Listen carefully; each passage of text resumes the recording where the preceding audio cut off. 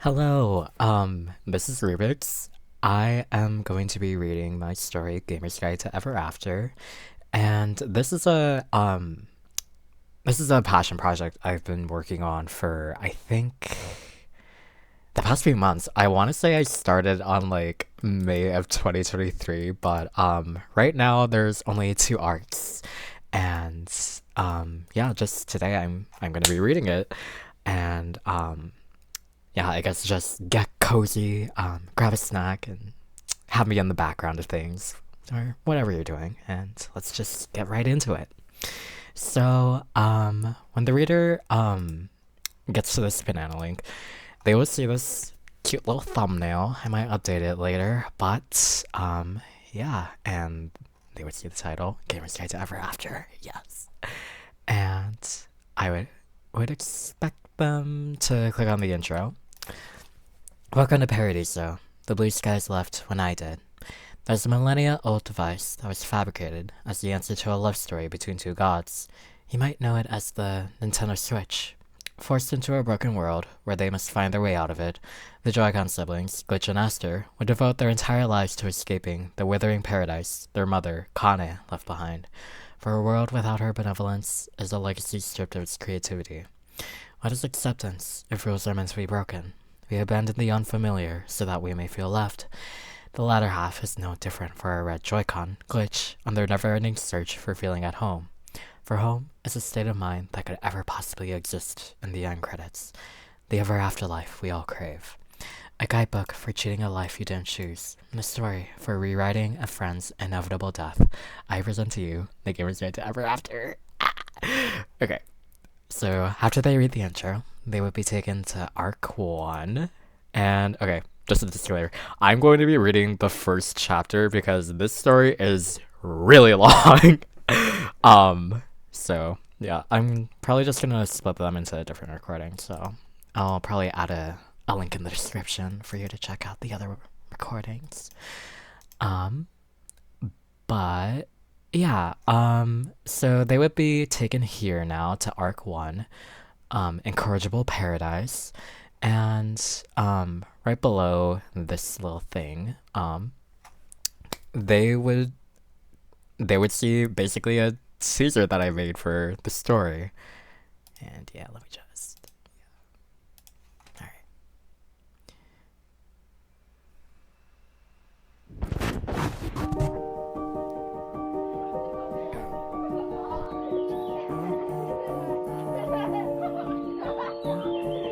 Yeah.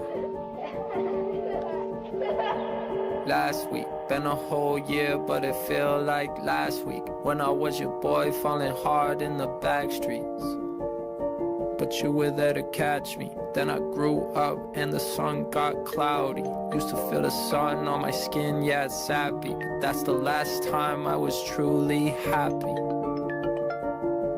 So I'm asking, if I fell down right now, would you catch me? If I fell down right now, would you? If I fell down right now, would you catch me? Catch me, baby, would you catch me? I've been hurt before, are you sure that you're still gonna catch me? Yeah. If I fell down right now, would you catch me? Catch me, baby, would you catch me? I'ma let go, all I know is I need you to catch me. Would you catch me? I ain't written one love song since she left me. Trauma in my memories. When I try to hold you, my body doesn't let me. So baby, would you catch me? Oh, baby, would you catch me? Baby, would you?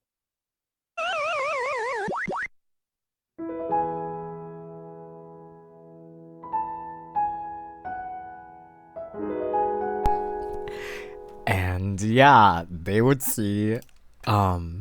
basically see that little teaser I made. I'm probably gonna have to go back and like change. I'm probably gonna update it like at a later time. But for now, that's what it looks like right now. Anyways, so below that video, let's continue. The clock is ticking, but it isn't Uncle Cronus's beating heart this time.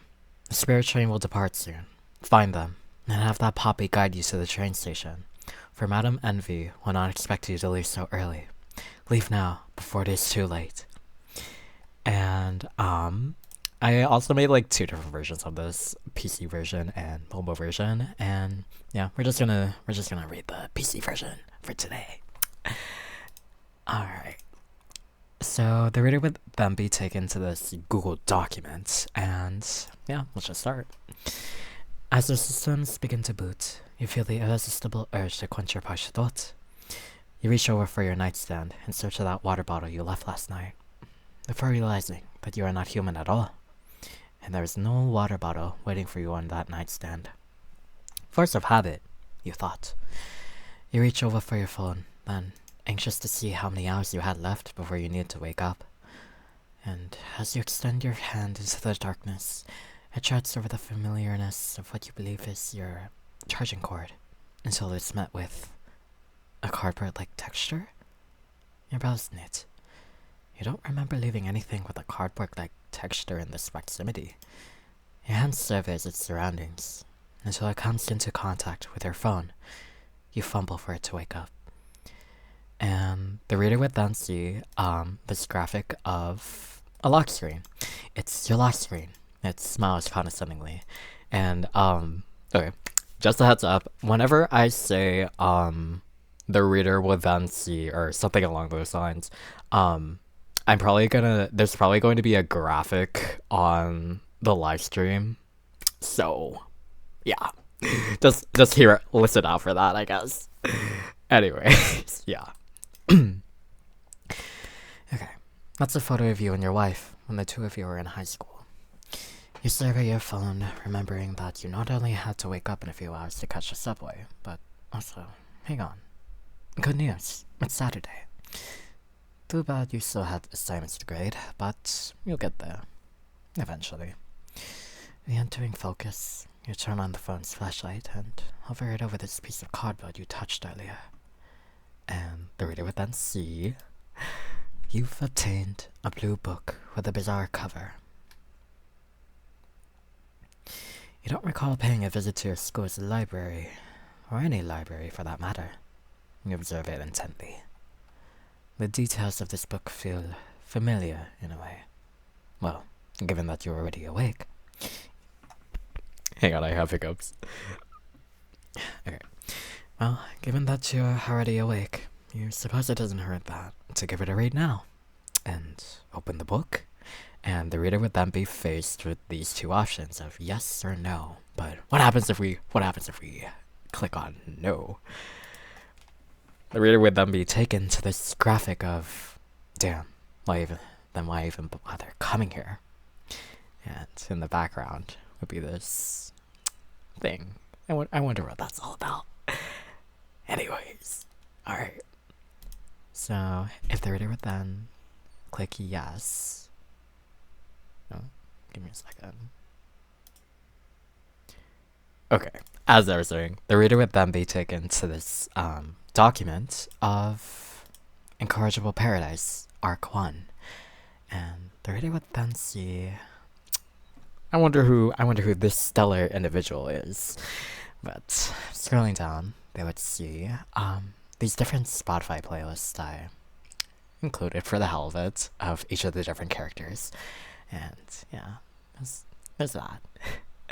And there's also this, for whatever reason, the 7 Deadly Incarnates, and this weird little gif right here. So, Incorrigible Paradise, Arc 1, by, here's truly, Ruby Sears. A testament to those who leave broken homes in order to forge new ones, and a story inspired off Lynch's comic, Countdown to Countdown. And this is also in dedication to Lola Martinez. And here's the table of contents. I'll just slowly scroll by it. Alright. And, okay. Now, let's officially begin. Chapter 0, Gods Can't Be. There's a millennia-old device that was fabricated as the answer to a love story between two gods. You may know it now as the Nintendo Switch. For as long as the universe has known, there have only ever existed two great Joy-Cons, but as fate premises, the Joy-Con siblings, Glitch and Aster, were the byproduct of the first and last red and blue Joy-Con forged into existence by the goddess of creation herself. And us gods are just ordinary people too. Connie's perspective will begin to play.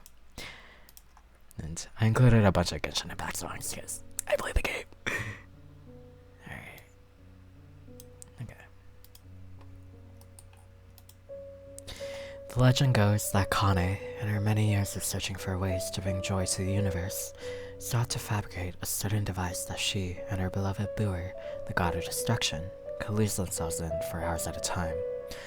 Blinded by her overindulgence, she sealed herself away inside of her living laboratory for many years, where she would remain completely undisturbed to the outside world of Paradiso, a realm that her and the 7 deadly incarnates created as one mixed interpretation of paradise.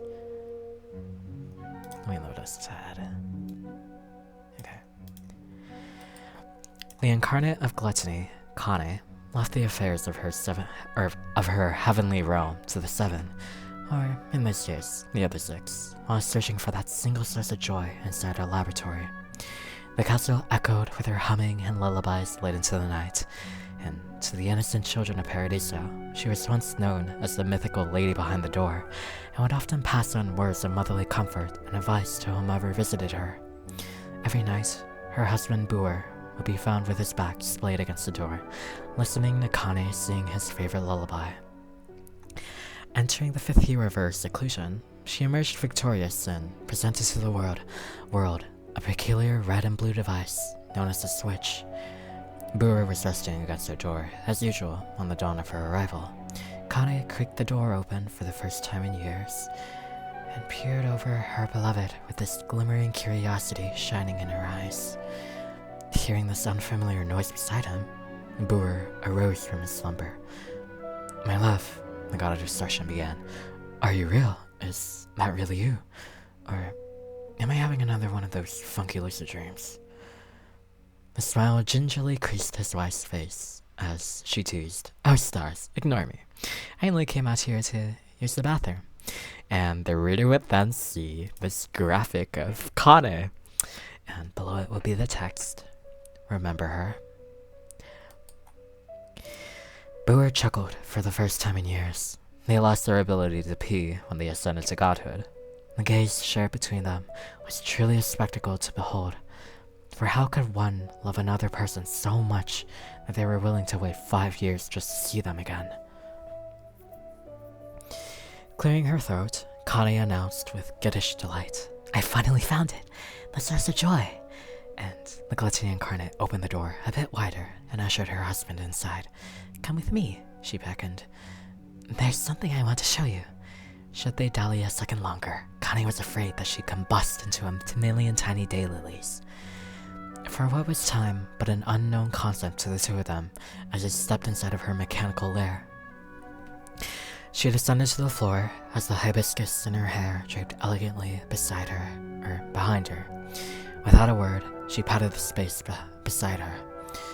Buer indulged his wife and plopped adjacent to her as they watched the TV screen in front of them boot up. And the reader would then see Super Smash Sis Ultimate. It's the real deal. "Let's play a game or two, love, just like old times." And Kane reached for this tinier TV screen, just nestled between them, and detached the red con of joy, as Buer would later put it, and handed her husband the blue one. And as it left her hand, a devilish smirk crossed her face. It was the kind of face that suggested, "Are you ready for this ass whooping of a lifetime?" Buer returned the smile innocently, incapable of reading the implications behind her smile, as he asked, "So, how do I use this?" Right. Okay. Pay close attention, cause I will be explaining it again. You see this A button? This is how you... Yeah. Okay. Time skipping here a bit. At the end of Kane and Buer's insatiable gaming saga, Kane reached over for her husband's controller with the intent of returning them back to their little screen. But Fate had other plans, as a strong, reverberating force prevented either Joy-Con from sliding back inside. Amused, more than she was confused, she brought the two controllers away from the switch as a bright stream of light showered the room dazzlingly, and Connie and Boer watched on in fascination as the light flashbanged the entire room and shined through the windows. And as Connie's eyes fluttered open, those two Joy-Cons had manifested into two tiny babies wrapped in blankets. They began to descend slowly as the Glattian incarnate beckoned for her husband to nest the other one in his arms. Although this wasn't exactly how she'd imagined it, the goddess of creation always wanted kids. Well, minus the labor part. The baby bundled in red dozed peacefully in Connie's arms, while the other one, a baby in blue, began to cry in Boer's arms. The Wrath Incarnate turned to his wife and asked what they should name them. Connie's gentle eyes felt the delicacy in her arms as she caressed the side of their face. I think this one should be named Glitch. To me, their existence is like a glitch of fate that wasn't meant to occur, but a happy occurrence nonetheless. And zeal unraveled upon Boer's face as he remarked, You've always had a unique taste for names. And the Wrath Incarnate peered upon his crying baby as his eyes scanned across the room for inspiration. He lacked the same creativity his wife possessed, but as his attention flitted upwards, his eyes locked onto the abundant stars that shone through the glass dome. Then he muttered, Stars, and surveyed the crying baby in his arms. This one should be named Aster. Hand in hand, Connie and Boer returned to their divine thrones with two new children under their wings. The two incarnates' hearts brimmed with adrenaline as they each wondered what conquests awaited them in parenthood. It is said that the goddess of creation's abnormal attentiveness to such a passion project resulted in the creation of those two deities. And be that as it may, the Joy-Con siblings, in spite of what their title entails, will find their lives take a miserable twist for the worst. Like all dreams in life, we too must learn to wake up eventually. And the reader would then see this graphic. Welcome to Paradiso. And the reader can't really make out what any of this says, but for some reason, these letters T, E, and N are highlighted. I wonder what that's all about. Once upon a time, there was a realm you reincarnate in after performing a heroic deed in the mortal plane. The gods refer to this marvelous realm as Paradiso, an afterlife created by the Seven and their benevolent perceptions of paradise. And now, his favorite lullaby would then begin to play.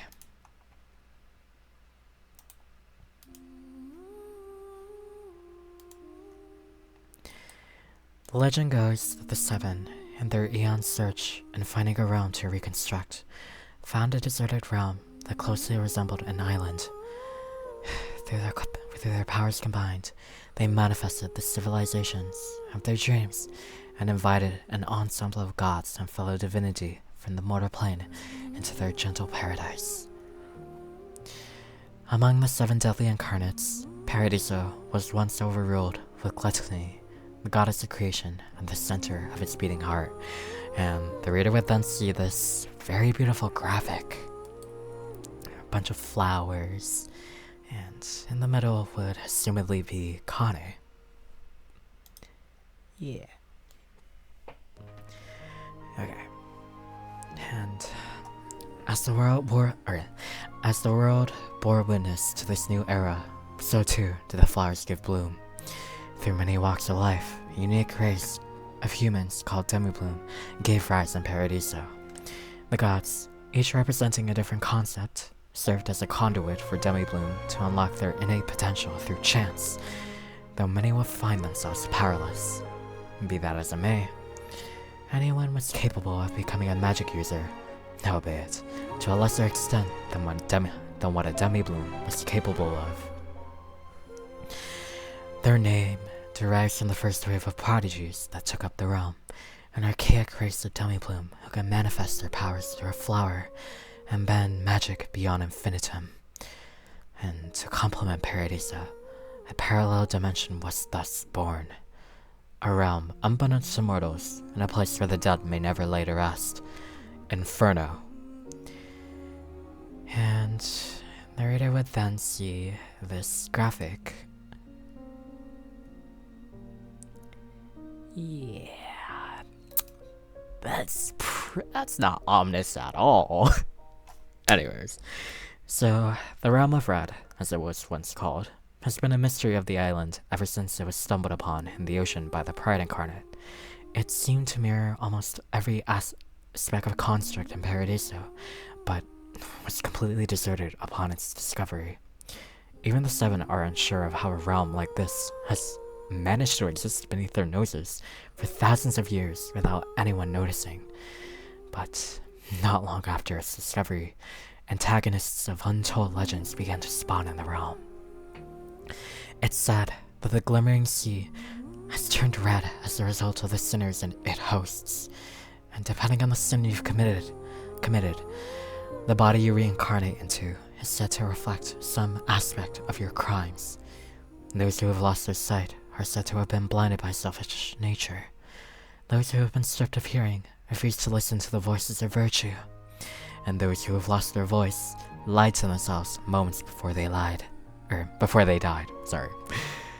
Time skipping here. 60 years after Glitch and Esther were born, a great calamity befell the realm and threatened to harm the face of reality. The gods were forced to retribute for their carefreeness, all due to the blind pride of one specific incarnate. A disaster caught the gods unaware. It was a primordial evil that did not belong to the afterlife. The gods refer to this ancient curse as Origin. The incarnate of pride welcomed this calamity into the land of the unliving, and it quickly spread like a plague. Malevolent voices cloud the mind. The darkness travels inside one's lungs, then the veins, until it festers into the brain. It feasts off the purity of one's soul, until there is nothing left but a restless violence. Demi-Bloom and Reincarnate alike became stripped of their vigor. Even the gods, despite their iron will, lost dominion over their souls. Although Inferno did not bear residence at the time, the realm could hear its ghastly cries echo from the depths of the abyss. Were it not for the King of Space's sacrifice for his misgivings, the damage would have been irreversible. When a divine figure dies, the land becomes influenced by the ever-chaotic soul residue left in their passing. The goddess of creation catalyzed his soul and imbued within it the divine power of life and joy. She fabricated a powerful cure and graced the universe in the practical form of a switch, and thus the embers of civilization, both mortal and divine, burned bright forevermore. Alas, the miracle could not last. For as long as Origin continues to exist, it will forever blight the universe. In helping Locus eradicate Origin at its source, Greater Lorcani exhausted her form, causing her to disappear from the face of the universe. Since then, memories of her legends survived merely through tongue. Be that as it may, the goddess of creation's sacrifice resulted in the abandonment of her children, Glitch and Esther, alongside her lover, Booer. Years after her demise, the Wrath Incarnate fell madly insane. Blinded by chaos, he returned to his old ways of wreaking havoc upon the infinite planes, and reclaimed his title as the Reality Warmonger. To this day, Booer continues to purge evil from the universe, so that he may find some solace in the loss of both a lover and his best friend. Some dimensions would hear word of the Reality Warmonger's endeavors and prepare themselves for war, while others would remain blissfully untouched by the Wrath Incarnate's, wrath. And as the wedding bells rang with empty fulfillment, he eventually remarried to the Incarnate of Envy, Revere, in a desperate attempt to mend whatever remained of his aching heart. And truth be told, only Connie could ever hope to quell the raging storm inside Boer's heart. No amount of depression ice cream could ever prepare the incarnates for her death, as she continues to leave a lasting impression on their aching worlds. Revere, in particular, is not who she was 2,000 years ago, when she helped construct this paradise. Moments before her sacrifice, Connie bequeathed the role of overseer unto the goddess of balance. And there are rumors that such a request has hardened the exterior of MD's shell, as she continues to chase after perfection to the ends of the universe. And as the surviving five scramble to reinvent the virtues of a paradise they once knew, the Drogon siblings have been waiting for a chance to escape this crumbling world their mother abandoned, for a world without her benevolence is a legacy stripped of its creativity.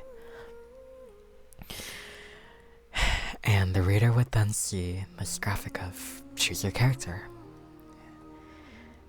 And there would be player 1 and player 2.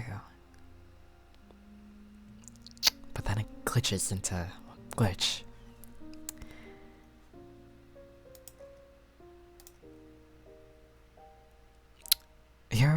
Your main character seems lonely. Roll call. Let's see who's really in this drawing, and yeah, the reader would also see this graphic, followed by another graphic. Glitch the red Joy-Con. And in their eyes, they would see, the reader would also then see this eye banner frame of Glitch. I'll take it from here. Make sure you get my good side, yeah? Alright. A mother's love knows no bounds begins to play.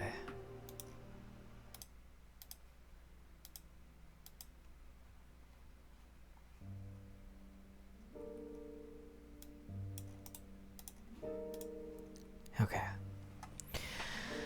Glitch's body had become as stiff as a corpse.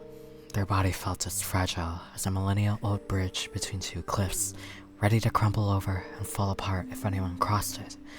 If they remained in that position for months, would even the spiders and dust bunnies see them as a home? What happens when... Remember, Glitch? I'm only doing this because I love... Your stepmother is talking to you. The envy incarnate's words traveled inside Glitch's ear, like a pristine lake that freezes in the winter. It was so easy to lose track of what she was saying. So easy to let those words devoid themselves of meaning, distort and amalgamate. Glitch's fingers laced along the edge of their underwear, afraid that if they squirmed too much, the matron Chu's blade would venture further into places that were better off unknown. Suffering only means that thousands of paradisans will find their origin tempered miraculously. When they thought about it, the unknown didn't sound so bad if it meant being anywhere but here. Knowing Kane, she would have been proud of you and Esther for your noble sacrifice. This is the only thing you did here. Your eyes ascended up the stairs and studied the temptress your father had fallen head over heels for. For what could she possibly know about your mom? Her nails tread delicately against her marble armrest, each stroke as scheming and delicate as the next. And the reader would then see this graphic of your stepmom, the goddess of balance, and the envy incarnate. These exuberant gods have way too many titles for you to keep track of that. You lost track decades ago. You study her features a second longer. ... Something is missing. And yeah, the reader, okay, forgot to mention, the reader would see this graphic of Glitch's stepmom. Alright.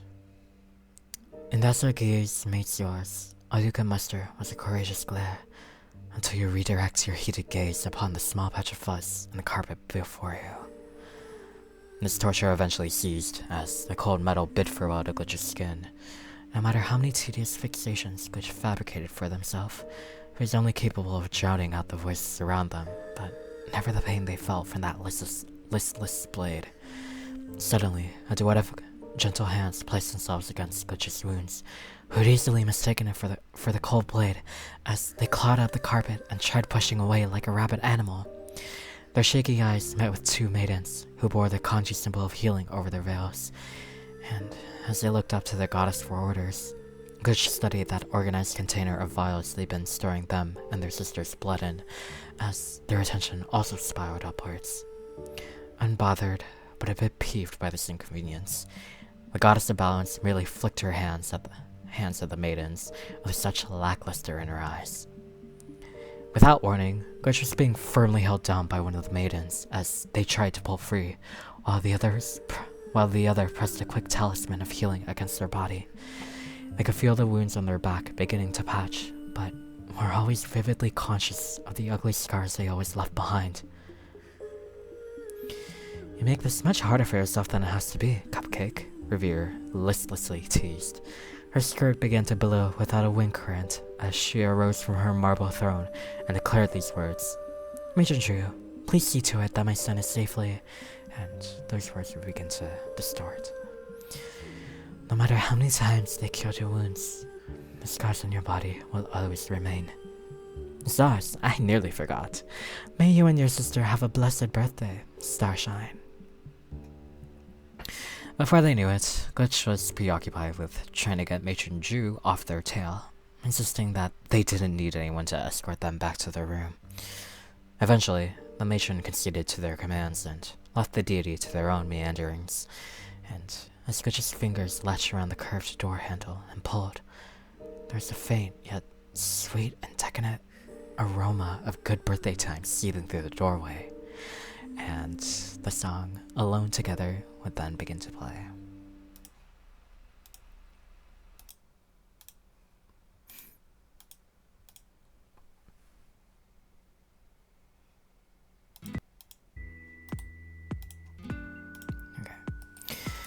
The words "surprise" echoed jarringly, followed by the call of a flimsy party horn.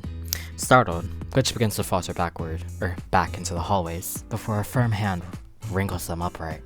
Easy now, Esther exclaims, and firmly grips them by the shoulders. Their face wrinkled into an awkward smile, before they tightly wrap their brother into their warm and familiar embrace. And the reader would then see. You already know how it be. It's his sister Asta. There's this sort of giddy air about them that covers you in goosebumps. Don't let this fool you. They'll eat you alive. And yeah, the reader would then see this graphic of Glitch's sister. Alright. A smell escapes Glitch's throat, like they were being compressed like a whoopee cushion, before blanketing their sister in their arms. Also, in case it wasn't clear, Glitch and Aster go by they them. Okay. Anyways. Eventually, Glitch preens one eye open and studies the round figure, who is fixated over this exchange with a hand on her hip. The girl flashes a smile and chirps, It's been a minute, hasn't it, Glitch? And the reader would then see this graphic of make way for nobility herself. It's her buddy, Nova. He always found it odd how she wore glasses despite possessing healing magic. No matter if it was for aesthetics or gags, you knew she looked gorgeous with or without them. Yeah. Glitch offers one of their signature smiles and teases, Come on now, didn't I see you yesterday? Then, as if Destiny herself stepped into the room, Glitch's eyes happened upon that flaky swirl of beauty nesting in Nova's right hand, and the reader would also then see this graphic of, It's a slice of almond macadamia cake, your favorite. Perched at the top was a singular birthday candle, not yet lit. Your mouth begins to water at the thought of that flaky harmony gracing your taste buds. Lips wavering, and drool begins to stream down Glitch's chin as they smear their fist against it before it plunks against their sister's bare shoulder. And towering just a few feet over Nova's head, Glitch takes note of the quiet chick with her hands folded politely. Hey, how's it shaking, Meadow? And the reader would then see this final graphic. Look who it is. It's their pal and Nova's bodyguard, Meadow. Her enduring smile alone made it clear that she was happy, if not thrilled to be here. Dependable and loyal, you never had to worry about your life being in danger, so long as she was around. A smile begins to curve on Meadow's lips as she lightly waved her hand at Glitch. And as it turns out, their dear friend did not possess the ability to speak because she is mute. And the reader would then see this graphic of Aster, Nova, and Meadow have joined your party. Yeah. Glitch pops the question they've all been anticipating and asks, So, how long have y'all been standing here? Well, Nova states before, but I have plenty of those to spare. She then ushers everyone to gather round, and she gently plops the cake slice over the comforter and begins, Your girl, make sure to save you an extra slice since I know it's her fave. And to couple her melodramatic ass, she dipped her hands up and down in an iconic hand gesture. A wide grin inhabits Meadow's face as she's quick to conceal it. The Joy-Con siblings share this laugh as their minds become lost in this warm and welcoming atmosphere. Four good friends sitting on top of Aster's bed, knowing damn well the possibility of splattering whipped cream over their comforter, but not really giving a shit anyway, since Miss Mouse promised something more sacred than, we'll be careful. Studying the singular candle in their cake slice, Glitch queries, Oh man, what happened to putting 180 candles on our cake this year? And people in Paradiso age differently than mortals, and they basically retain the mental attitude of their age divided by 10, but lag behind physically. Today, Glitch and Aster have turned 180 physically, but mentally, they have turned 18. So yeah. Nova shivers with trauma and begins, That's way too many candles. Besides, you remember the last time we tried lighting each and every candle? Glitch ponders this for a moment, as an unwelcoming memory parades over their mind. They weren't about to set off the fire alarm and risk setting Aster's bed ablaze again. Meadow rummages inside her pocket for a lighter and beckons for Glitch and Aster to hover their plates before her. Holding the trigger, she gently swirls the pipe along Aster's candle wick before performing the exact same procedure with Glitch's. The pristine focus in her eyes made it seem like she was performing open-heart surgery on a flipping candle. And Meadow's back straightens out of that iconic shrimp posture as Nova begins arching her hands like a conductor. Okay, girly pops. On 3. 1, 2, 3. Okay.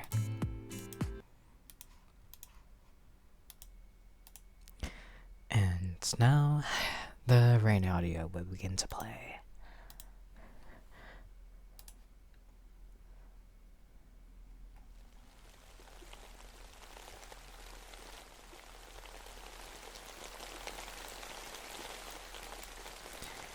Okay. The song I'm about to sing has a lot of sentimental value to me, and before she passed away, my sister sang this to me on my 13th birthday on her piano, and I included it here since it resonated so deeply with the overarching story, and yeah. Happy birthday to you, may all your dreams come true. Don't get yourself wrapped up in hell, but if you did, I wouldn't tell. We'll always be just two stupid kids that lost track of time and they saying goodbye like a humble beginning. Forget how it ends. You'll always be the kind of sibling I'd rather have instead. Oh, please, please don't cry for me. Your tears on rainy days I can't bear to say happy birthday. Take all my sunny rays and let yourself forget all about the pain. Farewell by dawn as the rain around us falls. You've got an umbrella in me. As rain clouds yawn, don't be small, stand tall. Be at ease, I wish you sweet dreams. Don't cry, my dear, I'll always be near to catch you for when you fall. Take my hand, right by your side. Take place in a world where we're our own guide. Take my memories and plant a century where we may live happily together. Oh, can't you see with you the sunshine is bright with its so much tenderness. The seasons below us may continue to change, but loving you will always stay the same. I used to face the world on my own, but you showed me the path and made myself worth knowing. Every time the moon rises and as the moon's eyes in the wind, I'll be just listening, and you wouldn't have the clue. I know it's hard to let go, but this isn't where it ends. It won't be long before we know we should have hugged much tighter than. Has anyone told you that your smile is like a crescent moon? All these tears on my face, I wish I could undo. And here I await for the threads of my fate to finally lead straight back to you.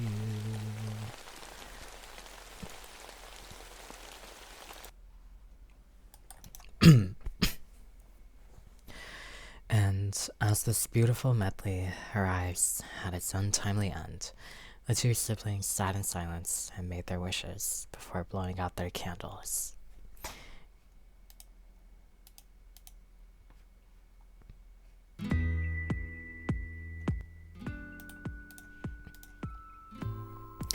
Nova clapped and cheered as Meadow blew into the same old party horn from earlier.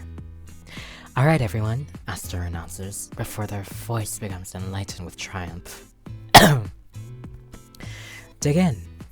Everyone's proud faces beams with energy as their mouths take a deep dive inside of their cakes. ... What's that? You want to know what Glitch and Esther wished for? ... But if I said it, then it wouldn't come true now, would it? And one flaky delight later, after yet another successful year of not setting the bed on fire, the festivities came to an end. The three of them waited for Glitch to take the last bite of their cake and began rubbing their hands together like a fly scheming something real good. Esther loudly clasped their hands together and drew everyone's attention as they query, "Do we need to go over the plan for tomorrow?" Their ears become open for any sign of disagreement, before beaming, "Fantastic!" And the crew shimmies off their bed, before seeing Nova and Meadow off at the hidden passageway. And the reader would then see this graphic of, "It's a large portrait of Mortaram, unbeknownst to you or your sister. Your mom, Kane, painted this. She said that it reminded her of a distant place called Hawaii. Behind it is a hidden passageway that Nova and Meadow pass through whenever they wish to see you." The siblings endure their friends in a tight hug. None of them wanted to acknowledge that this is truly the last birthday party they'd ever spend together, but were they to predict the future? Saluting them both goodbye, Nova begins her classic monologue. "Good night, sweet dreams, don't let the bed bugs bite, and we'll see you tomorrow, okay?" Then she pivots a finger between either sibling and adds, "P.S. Don't get your ass caught by security." Meadow mouths the final "good luck" before she seals the canvas behind them. And the reader would then see this graphic. Nova and Meadow have left your party. As the kingdom nods off to bed, blissfully unaware of what travesties await the morning sun, the Dragon siblings were on a mission to leave Paradiso. No more days of blood extraction, and no more days of living inside this realm their mother abandoned. During the annual ceremony of mourning, Nova and Meadow will detonate an explosion, attracting the guards to one location, while the remaining masses stood post at the gathering. Actually, let me pause this. Okay. Their uncle once told them of a locomotive that visits Paradiso on the 14th of November every year, the day after their birthday. Amidst the panic, the siblings will seize this opportunity to flee the realm, where they will reach the edge of the island and board the spirit train. Given the current circumstance, do they really have a choice in the matter? However, before they can even begin to comprehend the idea of escaping, the siblings are now on a side quest to rescue their little brother, Pablo, who to their knowledge is currently sealed behind a door they tend to frequent, with no way out.